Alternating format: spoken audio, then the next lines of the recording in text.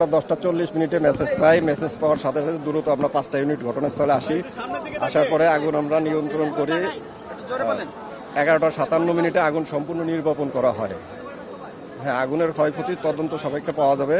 তবে আমরা যেটা আইডেন্টিফাই করছি যে এখানে একটা এসি থেকে শর্ট সার্কিটের কারণে অগ্নি দুর্ঘটনা ঘটেছে। যে সাইডে বল্ট আছে এবং যে সাইডে ক্যাচ আসছে ওই সাইডে কোনো ঘটনা ঘটেনি। উল্টা সাইডে যে পেপারসগুলি ছিল, ডকুমেন্টসগুলি ছিল, ওইখানে হয়তো কিছু ক্ষতি হয়েছে, কিন্তু ভল্টে কোনো ক্ষতি হয়নি আমার ধারণা। অগ্নি নির্বাপন যেটা থাকার কথা সেভাবে হয়তো ছিল না। হিট ছিল, স্মোক ছিল, এই জন্য যারা এখানে ছিল তারা ফার্স্ট এইডে কোনো কাজ করতে পারে নাই।